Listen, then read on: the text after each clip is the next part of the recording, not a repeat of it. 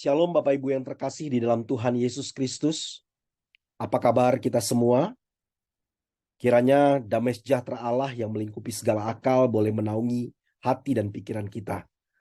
Di dalam kesempatan kali ini kita akan sama-sama merenungkan satu bagian firman Tuhan yang Bapak Ibu nanti dapat baca dari Habakuk pasal 1 ayat yang ke-12 sampai dengan ayat yang ke-17. Bapak Ibu yang terkasih, di dalam kehidupan yang kita jalani penuh dengan pertanyaan-pertanyaan. Kadangkala ada jawaban yang kita temukan dari pertanyaan-pertanyaan yang muncul, namun tidak sedikit dari pertanyaan-pertanyaan tersebut yang belum terjawab.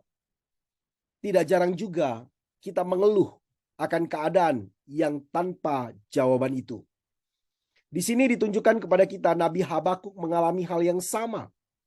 Pertanyaan yang muncul dalam benaknya pada saat itu adalah, mengapa Tuhan sering terlihat berbeda di dalam menghadapi kejahatan? Di manakah keadilan Tuhan? Dalam keluhannya yang kedua kepada Tuhan, Habakuk mempertanyakan mengapa Tuhan harus menggunakan bangsa Babilonia untuk menghukum Yehuda. Mengapa Tuhan harus menggunakan bangsa yang lebih jahat dari bangsa Yehuda itu sendiri? Bangsa Babilonia bertindak dengan kejam dan tanpa belas kasihan terhadap bangsa-bangsa yang ditaklukkannya. Di dalam perspektif sang nabi, sulit sekali baginya untuk melihat mengapa Allah mengizinkan hal itu terjadi dalam kehidupan umat pilihannya. Padahal umat pilihan ini adalah umat yang kalau dilihat-lihat itu lebih baik dari bangsa Babel yang begitu keji.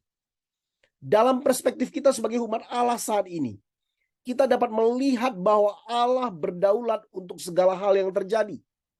Tidak ada satu hal pun yang terlepas dari kendalinya. Bangsa Babilonia dipakai oleh Allah untuk menolong umat pilihan ini untuk kembali kepadanya.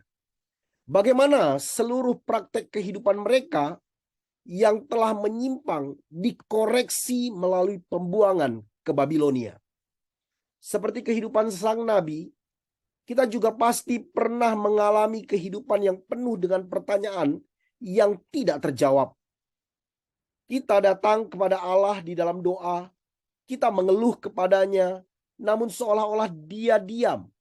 Kita sering melihat kesewenang-wenangan terjadi dan keadilan seolah-olah lenyap dari bumi.